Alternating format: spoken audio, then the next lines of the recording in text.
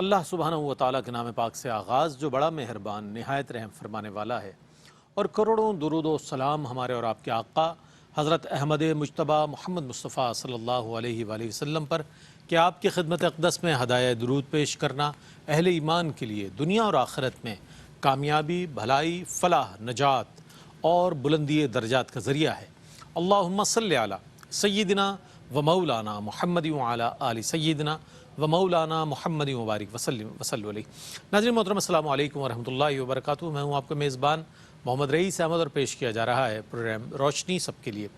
مقام صحابہ اکرام رضوان اللہ تعالی علیہ مجمعین کے عنوان کے ساتھ ہم کل بھی حاضر ہوئے، بہت عمدہ اور بہت پرمغز ماشاءاللہ جوابات آپ تک پہنچے۔ آج بھی موضوع وہی ہے، لیکن آج کے موضوع میں اس قدر ایک خصوصیت رکھی گئی ہے اور خصوصیت کا حامل ہے کہ آج ہم یہ جاننے کی کوشش کریں گے کہ صحابہ اکرام رضوان اللہ تعالی علیہ مجمعین کی زندگی کیسی تھی، ان کی سیرت کیسی تھی، ذرا ہی جاننے کی کوشش کریں گے۔ پھر حضرت ابو عبیدہ بن جراح رضی اللہ تعالیٰ عنہ کے حوالے سے اسپیسیفکلی چند صحابہ کو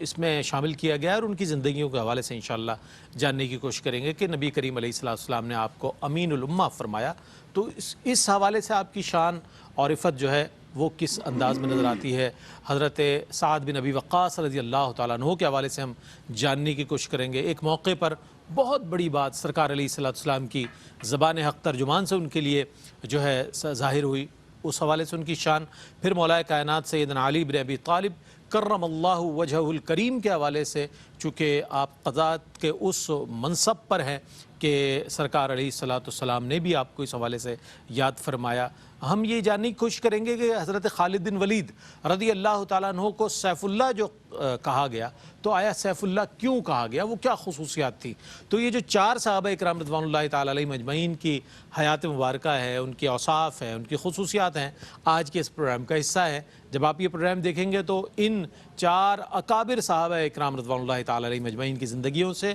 اور جمیع اصحاب کی سیرت کے حوالے سے ضرور بہت کچھ جان سکیں گے۔ آج ہمارے ساتھ الحمدللہ موجود ایک بار پھر تشریف فرمائے ہیں علامہ مفتی محمد سہیل رضا امجدی صاحب۔ السلام علیکم ورحمۃ اللہ وبرکاتہ۔ السلام ورحمۃ اللہ وبرکاتہ۔ آپ کے ساتھ تشریف فرمائے علامہ مفتی احسن نوید نیازی صاحب۔ السلام علیکم ورحمۃ اللہ وبرکاتہ۔ وعلیکم السلام ورحمۃ اللہ۔ اچھا، اس سے قبل مفتی صاحب کے ہم دیگر اصحاب کا اسپیسیفکلی ذکر کریں، ہم یہ چاہتے ہیں کہ صحابہ کی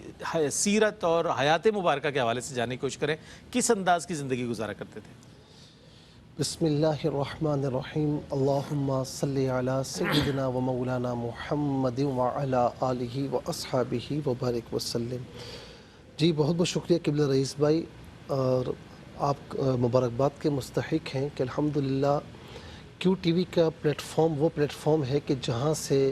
حضور نبی کریم علیہ السلام کی محبت کی باتیں بھی سبحان ہوتی اللہ، ہیں، سبحان اللہ۔ پھر جوڑ کر صحابہ کرام اور ائمہ اہل بیت اطہار علیہم رضوان کی باتیں بھی سبحان ہوتی ہیں، اللہ، سبحان اللہ، تابعین، تبع تابعین، ازواج مطہرات، امت کے اولیاء کاملین، کیا بات۔ یعنی کوئی وہ شخصیت جس کی نسبت اللہ کے رسول صلی اللہ علیہ وسلم بہت ہے، عمدہ، تو بہت ہر ایک کا ذکر خیر اگر ہوتا ہے تو الحمدللہ اسی پلیٹ فارم سے ہوتا ہے۔ الحمدللہ۔ اور کیوں نہ ہو، جہاں ہم آج ذکر کر رہے ہیں صحابہ کرام علیہم رضوان کا، تو اللہ تبارک و تعالیٰ نے متعدد مقامات پر قرآن کریم میں ان کا ذکر فرمایا، والسابقون الاولون وکل وعد اللہ الحسنى اولئک هم المتقون اولئک هم المفلحون اولئک هم الصادقون۔ یہ تمام کی تمام سرٹیفکیٹس اگر کسی کو اللہ رب العالمین نے عطا فرمائے تو وہ حضرات صحابہ کرام علیہم رضوان کو عطا فرمائے، رضی اللہ عنہم ورضوا عنہ۔ یہ خوشخبری، یہ سرٹیفکیٹ، یہ سند صحابہ اکرام کو عطا فرمائی، اور تمام صحابہ اس میں شامل ہیں۔ اسی طریقے سے ایک خاص کیفیات کا ذکر قرآن کریم نے اس طور پر فرمایا کہ محمد الرسول اللہ والذین معہ اشداء علی الکفار کہ محمد اللہ کے رسول ہیں اور جو ان کے ساتھی ہیں، جو ایمان لائے، جو ان کے ساتھی ہیں، اشداء علی الکفار، کفار پر شدید اور آپس میں رحم دل۔ پھر ان کی علامات بیان فرمائی، تراہم رکعا سجدا یبتغون فضلا من ربہم ورضوانا، کہ تم دیکھو گے کہ ان کے چہرے، تراہم رکعا، ان پر رکوع کے نشانات دیکھو گے، تم انہیں دیکھو گے کہ وہ رکوع کرتے ہوئے ہوں گے، سجدے کرتے ہوئے ہوں گے، سجدوں کے نشانات ان پر موجود ہوں گے، اور ہمہ وقت اپنے رب تعالی کی رضامندی کو تلاش کرتے ہوئے پاؤ گے ان کو۔ سبحان اللہ۔ اسی لیے میرے نبی علیہ السلام نے فرمایا کہ تم صحابہ کرام کو جاننا چاہتے ہو، میرے صحابہ کو، تو سنو، فَلَوْ أَنفَقَ مِنْكُمْ مِثْلَ أُحُدٍ، یہ الفاظ موجود ہیں، اگر تم میں سے کوئی ایک اگر مثل احد کے اللہ کی بارگاہ میں پیش کرتا ہے، تو فرمایا کہ میرے صحابہ کے ایک مد، یہ ایک پیمانے کا نام ہے، یہ آدھے نصف مد کے برابر بھی ہو نہیں سکتا، تو میرے صحابہ کی بات کرتے ہو، یہ میرے صحابہ ہے۔ فرمایا کہ اِذَا رَأَيْتُمُ الَّذِينَ يَسُبُّونَ أَصْحَابِي فَقُولُوا لَعْنَةُ اللَّهِ عَلَى شَرِّكُمْ، تم اگر دیکھو کہ کوئی میرے صحابہ کے بارے میں الٹی سیدھی بات کر رہا ہے تو کہو کہ تمہارے شر پر اللہ کی لعنت ہے۔ کیوں نہ ہو کہ رسول اللہ صلی اللہ علیہ وسلم کی اطاعت گزاری دیکھیں، آقا علیہ السلام کی بارگاہ میں وفاداری دیکھیں، اللہ تعالیٰ اس کے رسول کی اطاعت دیکھیں، ہمہ وقت اپنی جان، اپنا مال، سب کچھ قربان کرنے کے لیے تیار اگر کوئی رہا تو میرے محبوب علیہ السلام کے صحابہ کرام رہے۔ آپ یہ دیکھیں کہ دنیا کی کوئی پرواہ ان کو نہیں تھی۔ بلال حبشی رضی اللہ تعالی عنہ امیہ بن خلف کے غلام تھے نا، کتنی تکلیفیں برداشت کی، کہا جو ہو سکتا ہے کر لے، لیکن پڑھوں گا یہی لا الہ الا اللہ محمد رسول اللہ، اس سے پیچھے نہیں ہٹوں گا۔ کتنی آزمائشیں برداشت کی۔ عمار بن یاسر رضی اللہ تعالی عنہ کتنی آزمائشیں برداشت کرتے رہے، لیکن لا الہ الا اللہ محمد رسول اللہ، میرے مصطفیٰ کی غلامی سے پیچھے نہیں ہٹے۔ خباب بن ارس رضی اللہ تعالیٰ عنہ کے بارے میں ہے، حضرت عمر رضی اللہ تعالیٰ عنہ نے ایک مرتبہ بلایا اور آپ کے سامنے کچھ ذکر ہوا، جو آغاز اسلام میں دین اسلام پر جو آزمائشیں تھیں ان کا ذکر ہوا۔ خباب بن ارس رضی اللہ تعالیٰ عنہ سناتے رہے، یہاں تک کہ جب ان کی پیٹھ مبارک سے کپڑا ہٹایا نا حضرت عمر رضی اللہ تعالیٰ عنہ نے، تو پوری پیٹھ جل کر کوئلہ ہوئی تھی۔ کہا کہ یا امیر المؤمنین، مجھے سلگتے ہوئے کوئلوں پر لٹایا جاتا اور میرے پسینوں سے وہ کوئلے بجھ جاتے میرے پسینوں سے۔ پھر کیا کہتے ہیں کہ یا امیر المؤمنین، مجھے ڈر لگتا ہے کہ ان تمام جتنا بھی ہم نے صبر کیا ہے آزمائشوں پر، ان کا اجر ہمیں دنیا میں تو نہیں ملے گا نا، ہمیں دنیا میں نہیں چاہیے، ہمیں آخرت میں چاہیے۔ پھر آپ یہ دیکھیں کہ دنیا وما فیہا سے بے خبر، حضرت عمر رضی اللہ تعالیٰ عنہ کے دور مبارکہ میں جب کسریٰ فتح ہوا تو آپ یقین جانیے کہ بیش قیمت جواہرات، قیمتی جواہرات، بیش قیمت چیزیں صحابہ کرام نے حضرت عمر رضی اللہ تعالیٰ عنہ کو یعنی مرکز میں روانہ فرمائی۔ حضرت عمر رضی اللہ تعالیٰ عنہ کے یہ الفاظ تھے کہ واہ، اللہ رب العالمین نے میرے نبی کے صحابہ کو، میرے ساتھیوں کو کتنا مخلص بنایا ہے، کتنا وفادار بنایا ہے کہ دنیا وما فیہا سے بے پرواہ، بس ایک ہی پرواہ تھی، اللہ راضی ہو جائے اور اس کا رسول صلی اللہ علیہ وسلم راضی ہو جائے۔ سبحان اللہ، کیا جان نثاری کا جذبہ، اسلام کے لیے ہمہ وقت تیار، جان نثار کرنے کے لیے تیار، مال نثار کرنے کے لیے تیار، اتباع رسول کے لیے تیار، اللہ کے حکم پر اپنا سب کچھ لٹا دینے کے لیے تیار جو جماعت ہے، اسے جماعت صحابہ اکرام رضوان اللہ تعالی علیہم اجمعین کہا جاتا ہے۔ رئیس بھائی، کوئی مجھے کسی رہنما کا ایسا ساتھی بتا دے کہ جس سے پوچھا گیا کہ اگر دشمن کے نرغے میں ہے اور دشمن نیزے کی نوک چبا کر پوچھ رہا ہے کہ اب تو یہ چاہتا ہوگا کہ تیری جگہ تیرے محمد لیڈر ہوتے ہیں، وہ یہاں پر ہوتے وہ تکلیف کاٹتے، کہا کہ بے وقوف، میں تو یہ بھی برداشت نہیں کر سکتا کہ میرا نبی اس کے پاؤں میں کانٹا چبھ جائے اور میں گھر میں آرام سے بیٹھا ہوں۔ کیا بات، یہ ہوتا ہے عشق جو کر کے دکھایا صحابہ اکرام رضوان اللہ تعالی علیہم اجمعین نے۔ تو اب ہم اسی جماعت صحابہ میں حضرت ابو عبیدہ بن جراح رضی اللہ تعالیٰ عنہ امین الامہ سرکار علیہ السلام نے جو ان کو لقب عطا فرمایا، اس لقب کے تحت جو آپ کی شان و عظمت ہمارے سامنے آتی ہے اسے مفتیان دین اور علماء حضرات بیان فرماتے ہیں، وہ کس انداز کی کچھ بیان فرمائیے۔ بسم اللہ الرحمن الرحیم، صلی اللہ علیہ حبیبہ سیدنا و مولانا محمد وعلی آلہ وصحبہ وبارک وسلم۔ سیدنا ابو عبیدہ بن جراح رضی اللہ تعالی عنہ، آپ کا اصل نامی اس میں گرامی تھا عامر، لیکن آپ اپنی کنیت ابو عبیدہ سے مشہور ہیں۔ اور والد کے بارے میں جو ہے وہ اختلاف ہے، بعض حضرات کا موقف یہ ہے کہ آپ کے والد کا نام جراح تھا، جبکہ اکثریت کا موقف یہ ہے کہ جراح آپ کے دادا کا نام تھا اور والد کا نام جو ہے وہ عبداللہ تھا۔ تو منسوب اکثریت کا قول لیا جائے تو آپ کی نسبت اپنے دادا کی طرف مشہور ہے، یعنی ابو عبیدہ بن جراح میں جو جراح ہے یہ آپ کے والد کا نام نہیں بلکہ دادا کا نام ہے عند الاکثر، جبکہ بعض کے مطابق والد ہی کا نام ہے۔ یہ ایسے ہی ہے جیسے یہ اہل عرب میں ویسے بھی رواج تھا کہ بعض اوقات ان کے ہاں نسبت جو ہے ابن کی وہ دادا کی طرف کر دی جاتی تھی، جیسا کہ امام احمد بن حنبل رحمہ اللہ، کہ اب امام احمد بن حنبل رحمہ اللہ کے نام میں جو حنبل ہے یہ ان کے والد کا نام نہیں ہے بلکہ ان کے دادا کا نام ہے، تو اپنے دادا کے نام سے آپ کو منسوب کیا گیا، اب اس سے مشہور ہیں۔ تو ایسے یہاں پر عشرہ مبشرہ میں آپ شامل ہیں۔ آپ کی شان تو یہ ہے کہ حضور جان عالم صلی اللہ تعالی علیہ وآلہ وسلم نے آپ کے لیے یہ ارشاد فرمایا، صحیح بخاری کی حدیث ہے، اصح الکتب بعد کتاب اللہ تعالی، اللہ کی کتاب کے بعد صحیح ترین کتاب جسے کہا جاتا ہے، اس کے اندر یعنی اس کے اوپر سندن و متنن کسی قسم کا کوئی کلام کوئی نقد موجود نہیں، صحیح ترین روایتوں میں سے ایک ہے کہ حضور جان عالم صلی اللہ علیہ وسلم نے فرمایا کہ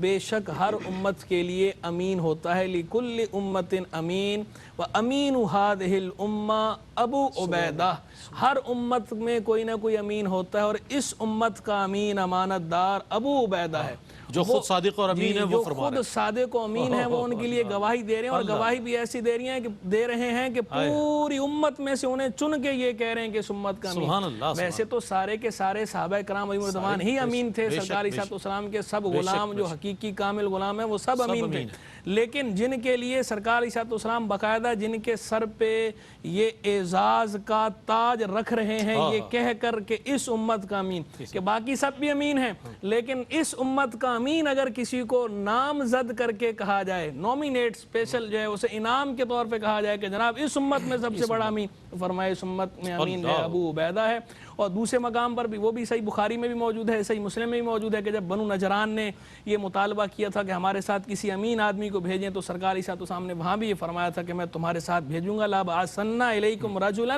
امیناً حق امین، کہ میں ضرور تمہارے ساتھ ایسے مرد کو بھیجوں گا جو کما حق کو امین ہوگا، ایسا امین ہوگا جیسا امین ہونے کا حق ہے۔ کیا خوبصورت کلام فرما رہے ہیں آپ، اگر آپ دوسری جگہ حق کا امین فرما۔ تو ایک وقفہ لے لیں اور حضرت ابو عبیدہ بن جراح رضی اللہ تعالیٰ عنہ کے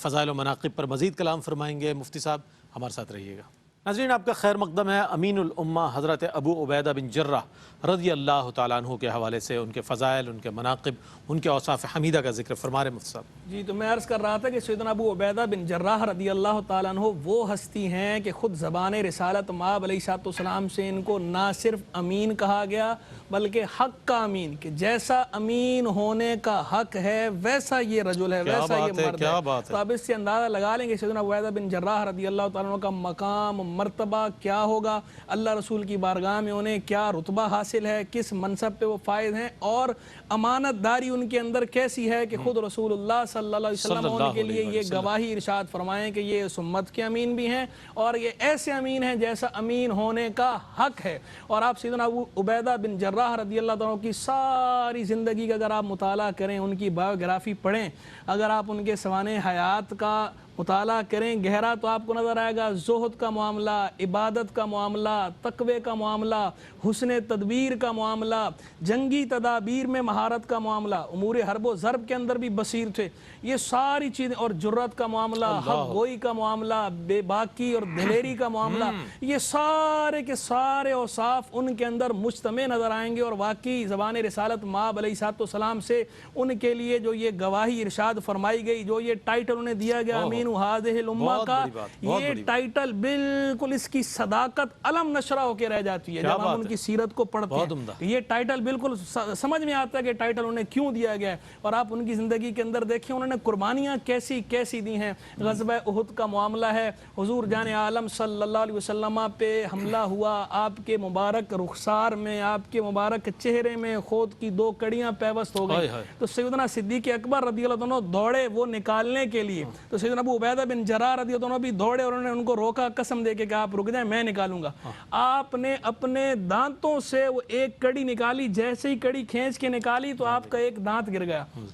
दूसरी कड़ी निकालने के लिए फिर दांत जो है आपने दांतों के साथ निकाली, दूसरा दांत भी गिर गया। तो मैं कहता हूं देखें वो हस्ती कि उसने अपने दोनों दांत सामने के दांत वो सरकार अलैहिस्सलाम पे कुर्बान कर दिए। हम उनके नसीब पे कुर्बान जाएं कि वो मुबारक हस्ती कि उन्होंने हुजूर जाने आलम अलैहिस्सलाम पे अपने मुबारक दांत कुर्बान किए। और फिर कुतुब के अंदर तो यहाँ तक लिखा है कि ग़ज़वा बद्र या ग़ज़वा उहुद के मौके पर इनका जो बाप था वो काफिर था, हालत कुफ्र में था, इनके सामने आया और जब वो मुआरिज़ हुआ तो आपने इस बात की परवाह नहीं की कि ये मेरा सगा रिश्तेदार है, बल्कि इस बात को देखा कि ये रसूलुल्लाह का दुश्मन है, ये अल्लाह का दुश्मन है। तो अल्लाह और अल्लाह के रसूल का दुश्मन समझते हुए सर तन से जुदा कर दिया, सर कलम कर दिया, जिस पे ये आयत नाज़िल हुई, ला तजिदु कौमन युमिनूना बिल्लाहि वल यौमिल आखिर युआदूना मन हादल्लाह व रसूला उलाइका कतबा फी कुलूबिहिमुल ईमान। तुम नहीं पाओगे उन लोगों के जो अल्लाह और यौम आखिरत पर ईमान लाए कि वो उनसे मोहब्बत करें कि जो अल्लाह और अल्लाह के रसूल से अदावत रखते हैं। और इन्हीं लोगों के दिल में अल्लाह ने ईमान को नक्श कर दिया है, ईमान को लिख दिया है। वो हस्ती अबू उबैदा बिन जर्राह रज़ियल्लाहु ताला अन्हु कि जिनके दिल में ईमान नक्श होने की बात कौन कर रहा है? अल्लाह तबारक व तआला। और कुरान में फरमा रहा है कि इनके दिल में ईमान नक्श कर दिया। इस हस्ती को दायरा इस्लाम में दाखिल करने वाला कौन था? सैयदना सिद्दीक़ अकबर रज़ियल्लाहु ताला अन्हु। ये साबिक़ून अव्वलून में से हैं। और ये किसके हाथ पे इस्लाम कबूल किया, इनको इस्लाम में दाखिल किसने किया? सैयदना सिद्दीक़ अकबर रज़ियल्लाहु अन्हु। आप देखें वो हस्तियां जिनके बारे में अल्लाह कुरान में कहे कि अल्लाह ने इनके दिल में ईमान नक्श कर दिया, जिनको सरकार अलैहिस्सलाम इस उम्मत का अमीन कहें, तो जो उसके दायरा इस्लाम में दाखिल होने का सबब बने, उनकी क्या शान होगी, क्या मकाम होगा, क्या मर्तबा होगा। अफसोस है उस पे कि आज उनके ईमान पे कोई आवाज उठाए कि जिनके बारे में अल्लाह कुरान में ये कहे कि इनके दिलों में अल्लाह ने ईमान नक्श कर दिया है, जिनके बारे में अल्लाह ऐलान फरमाया कि इनके दिलों में ईमान नक्श कर दिया है, कोई उनके ईमान पे आवाज उठाए तो वो दर हकीकत कुरान पे उंगली उठा रहा है, वो अपनी बदबख्ती और शकावत का मुजाहरा कर रहा है। इन आफताबों की रोशनी में कोई फर्क नहीं आता। गर्न बीनत बरोज शिपर्रा चश्मा आफताब चे गुना। अगर चमकता हुआ दिन, सूरज वाला दिन अगर नजर चमकादड़ वाली आंख को ना आए तो चश्मा आफताब का क्या कसूर है, चमकादड़ वाली आंख का कसूर है। बिल्कुल, बहुत अच्छे अंदाज में क्या इश्क है, क्या शान है और क्या जज्बा है हुजूर से इश्क व मोहब्बत का, जानिसारी का। हज़रत साद बिन अबी वक्कास रज़ी अल्लाह तआला अन्हु, सरकार अलैहिस्सलाम ने फरमाया फ़िदा का उम्मी व अबी। अच्छा, ये रिवायत 2 बार मिलती है, हज़रत साद बिन अबी वक्कास रज़ी अल्लाह तआला अन्हु के हवाले से भी मिलती है और आपकी शहज़ादी सैयदा कायनात सैयदा फ़ातिमतुज़ ज़हरा रज़ी अल्लाह तआला अन्हा के हवाले से भी एक मकाम पर मिलती है। तो ये जो हज़रत साद बिन अबी वक्कास रज़ी अल्लाह तआला अन्हु को सरकार अलैहिस्सलाम ने ये फरमाए कि ए साद तुम पर मेरे माँ बाप कुर्बान, तो इस तनाजुर में आपकी जो शान नज़र आती है, मैं चाहता हूँ सब इस पर कुछ कलाम फरमाइएगा। हज़रत साद बिन अबी वक्कास रज़ी अल्लाह तआला अन्हु जब इस्लाम लाए तो कहा जाता है कि 5वें नंबर पर या 6ठे नंबर पर इस्लाम लाए। अच्छा। और आप रज़ी अल्लाह तआला अन्हु का ताल्लुक़ भी अशराए मुबश्शरा में से है। एक तरफ कहा जाता है ना कि दोष दिया जाता है कि वो मैदान करबला में पहला तीर चलाने वाला, जिसे कहा जाता है कि अमर या उमर बिन साद, तो वो इन्हीं का बेटा था, अमर बिन साद। तो ये कहा जाए कि वो जहन्नमी था, ये जन्नती थे, लेकिन उनके बिहाव पर इनको निशाना बनाया जाए तो ये बदबख्ती कैसे कुछ नहीं है। बहुत बड़ी बात, क्योंकि कुरान करीम में हमारे सामने मिसालें मौजूद हैं। नूह अलैहिस्सलाम का बेटा नाफरमान था, तो क्या उन पर कोई दोष दिया जाएगा? हरगिज़ नहीं, हरगिज़। तो इस तरह कतई नामुनासिब होता है और ये ईमान के मुनाफी होता है। अच्छा, ये सहाबा किराम जो इतनी देर से किबला मुफ्ती साहब और हम जो बयान कर रहे हैं, ये इसलिए बयान नहीं कर रहे कि फ़कत मोहब्बत आ जाए, नहीं, हमें इनसे मोहब्बत भी करनी है और इनको अपनी तारीख़ का हीरो भी समझना है اور انہی نفوس قدسیہ کو ہم سب مسلمانوں کو اپنا آئیڈیل سمجھنا ہے یقیناً رول کہ ماڈل ہے یہ یہ تو. اتباع یہ اس قابل ہیں کہ ان کی اتباع کی جائے. اتباع کے قابل نہ ہوتے ہیں تو رب تعالیٰ کیوں فرماتا کہ فَإِنْ آمَنُوا بِمِثْلِ مَا آمَنْتُمْ بِهِ فَقَدْ اهْتَدَوْا کہ تم ایمان لانا چاہتے ہو تو اگر تم ایمان لاؤ ایسے جیسے میرے محبوب کے صحابہ ایمان لائے تو تم ہدایت یافتہ ہو جاؤ گے. واہ واہ. تو اسی لیے یہ قابل اتباع بھی ہیں, یہ آئیڈیل ہیں, ہمارے ہیروز ہیں.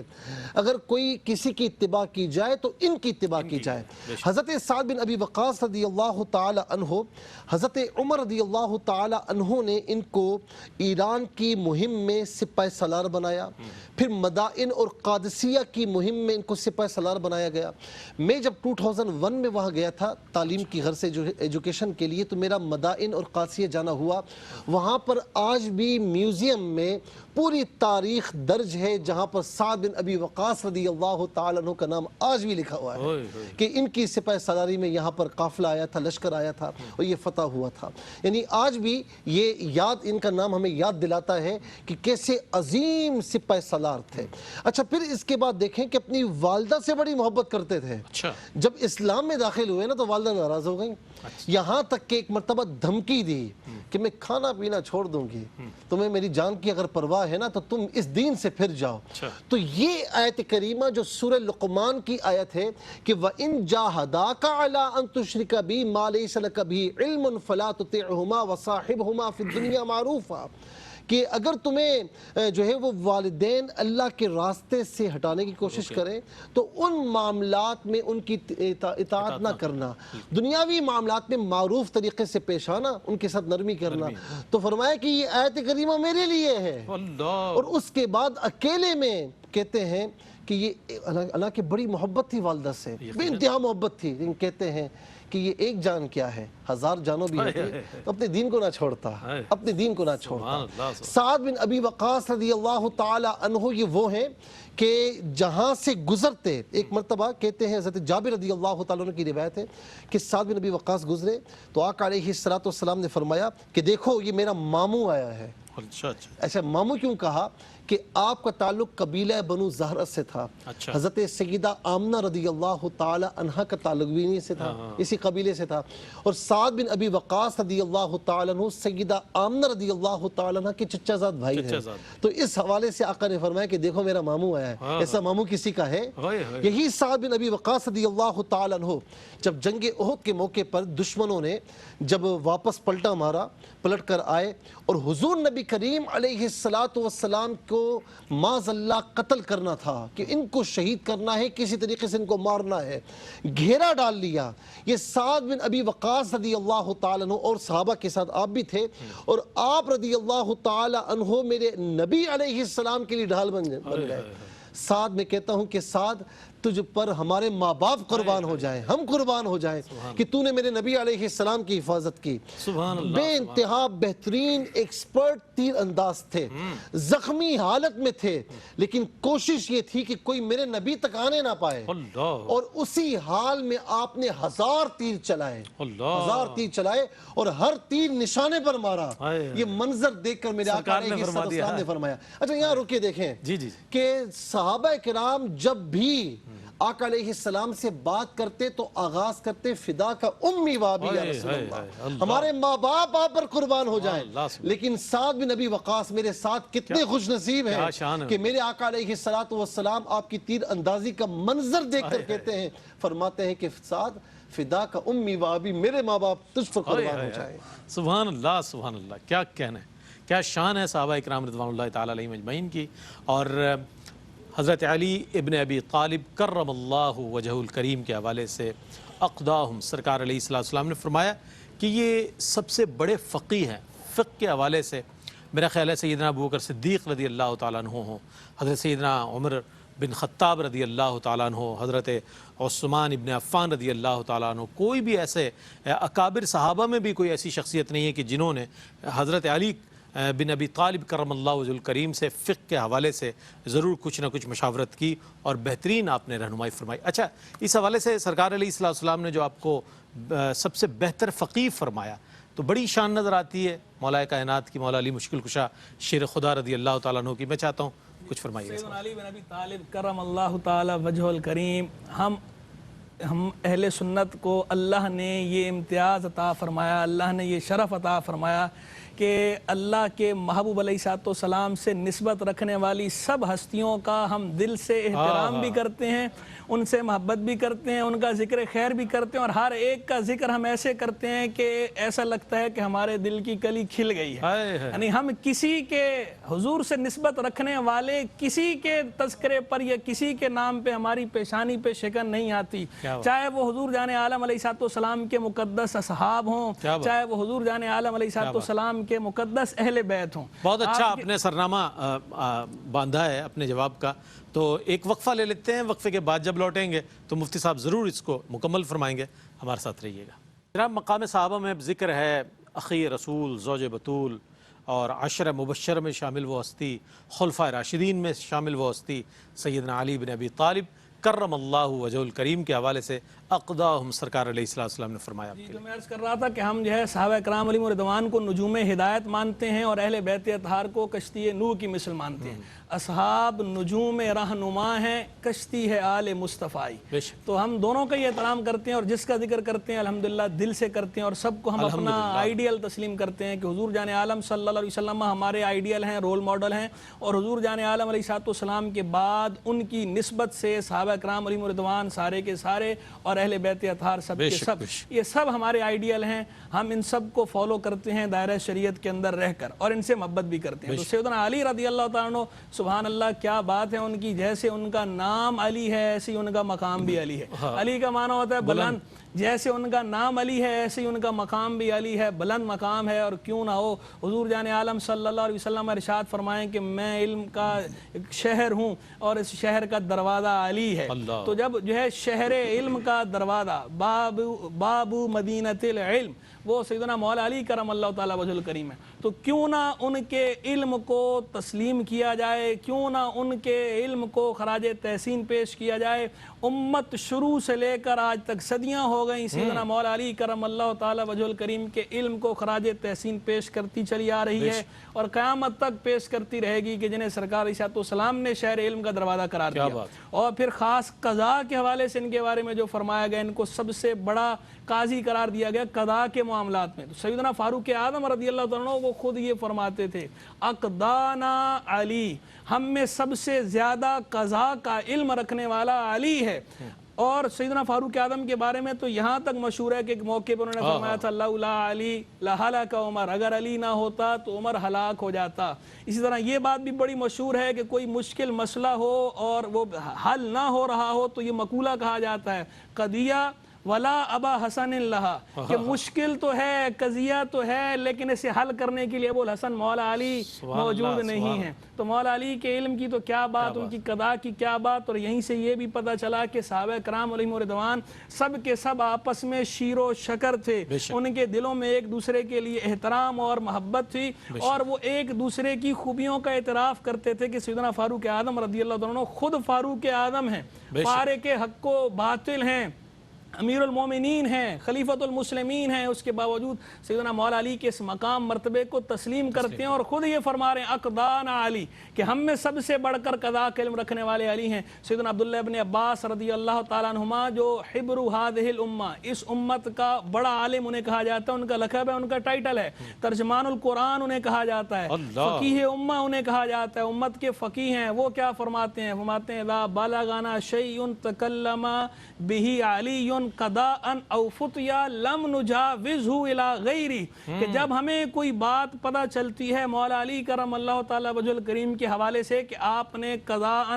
فیصلہ کرتے ہوئے یہ بات ارشاد فرمائی یا اس بات کا فتویٰ ارشاد فرمایا، تو ہم کبھی اس سے اس کے غیر کی طرف تجاوز نہیں کرتے. یعنی مولا علی کے فیصلے اور مولا علی کے فتوے ہی کو اختیار کرتے ہیں، کسی اور کے فیصلے یا فتوے کو اختیار نہیں کرتے. تو مولا علی کرم اللہ وجہ الکریم کی فقاہت کو ان کے علم کو اور ان کے قضاء کے معاملات کو خراج تحسین ان ہستیوں نے پیش کیا ہے کہ جو خود بہت بڑے عالم، جو خود بہت بڑے فقیہ، جن کا اپنا ایک نام ہے، جنہیں امت سلام کرتی چلی آ رہی ہے اور سلام کرتی رہے گی، وہ بھی خراج تحسین پیش کر رہے ہیں اور سر تسلیم خم کر رہے ہیں مولا علی کی فقاہت کے سامنے، مولا علی کی شجاعت کے سامنے اور مولا علی کی ان حقیقی خوبیوں کے سامنے۔ اور ایک دو واقعے بھی ذکر کر دیتا ہوں جو ہے وہ برکت کے لیے۔ ایک بڑا مشہور واقعہ ہے، زر بن حبیش جو ہے ان سے روایت ہے، انہوں نے بیان کیا تھا کہ ایک قضاء کے حوالے سے مولا، تاکہ ذرا ایک مثال بھی سامنے آ جائے، بات سمجھنے میں آسانی ہو جائے، کہ وہ ایک دفعہ ایسا ہوا کہ دو بندے تھے سفر پہ جا رہے تھے، تو ان کے پاس 8 روٹیاں تھیں، ایک کے پاس 5 روٹیاں تھیں، ایک کے پاس 3 روٹیاں تھیں۔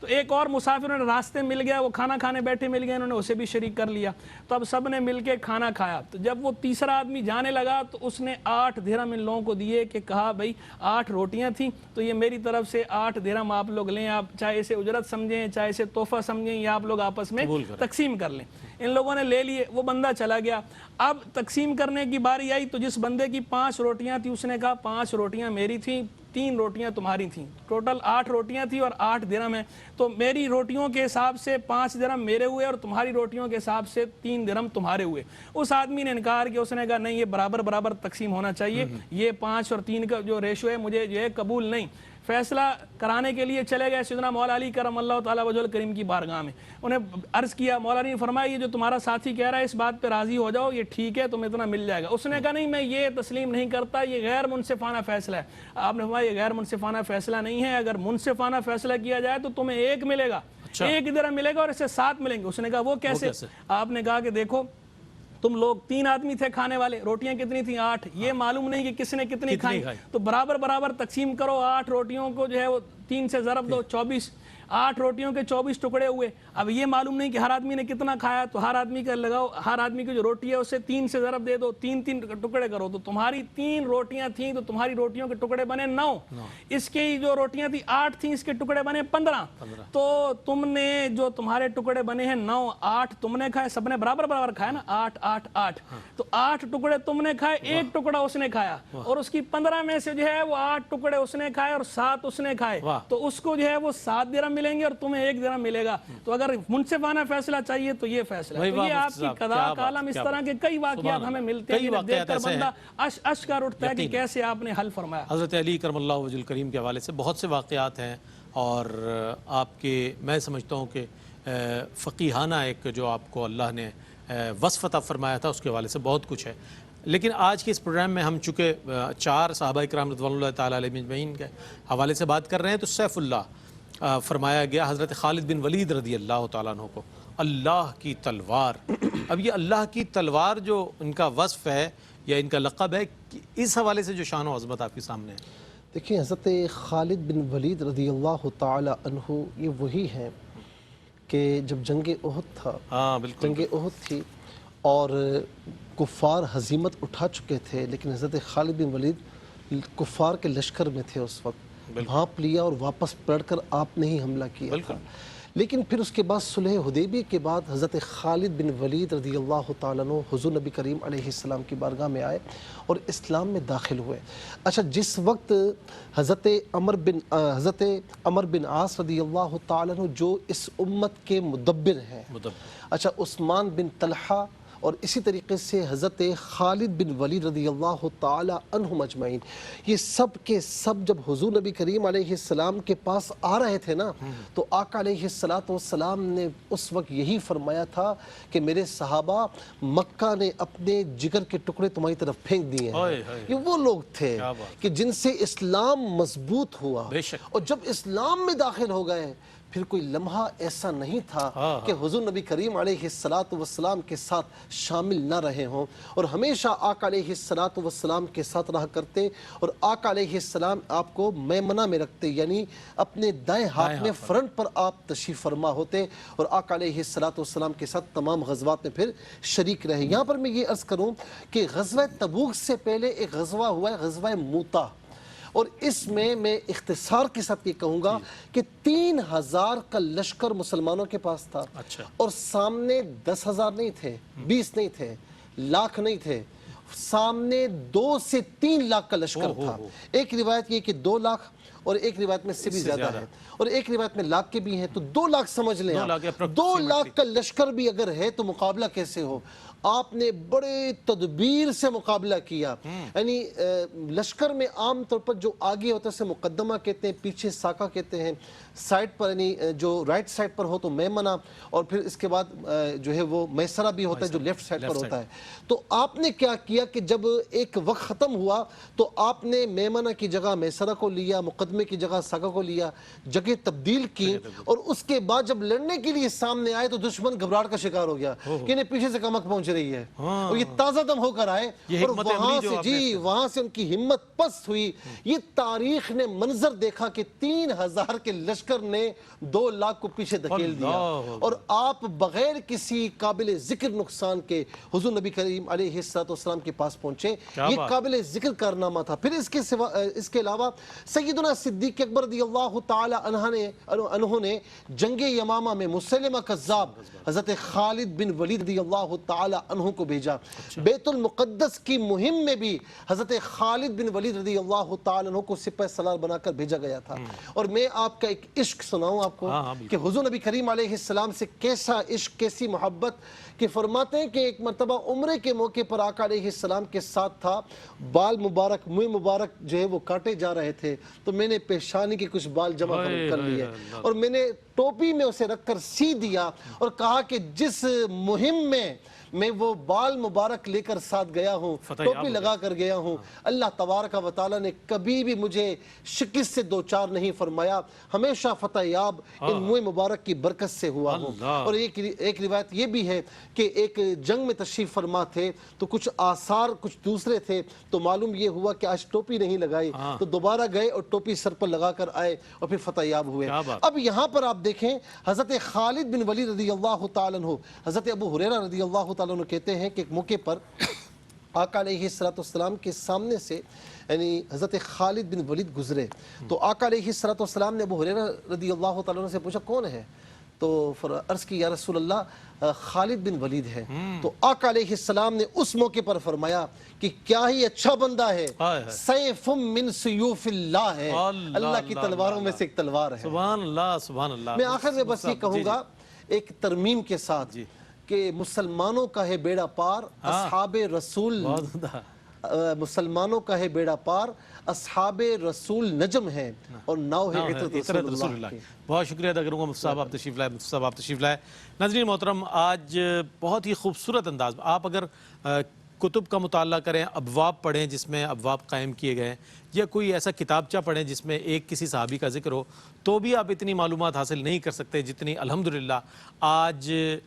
بہت ہی خوبصورت انداز میں حضرت ابو عبیدہ بن جراح رضی اللہ تعالیٰ عنہ، حضرت سعد بن ابی وقاص رضی اللہ تعالیٰ عنہ، حضرت علی بن ابی طالب کرم اللہ وجہہ الکریم، اور حضرت خالد بن ولید رضی اللہ تعالیٰ عنہ جنہیں سیف اللہ کہا جاتا ہے، ان کے حوالے سے بہت خوبصورت انداز میں ان کے فضائل و مناقب اور اوصاف بیان کی گئے، بہت عمدہ انداز میں علماء حضرات نے بیان فرمایا۔ ناظرین محترم، اس کے ساتھ ہی اپنے میزبان محمد رئیس احمد کو اجازت دیجیے، اللہ حافظ۔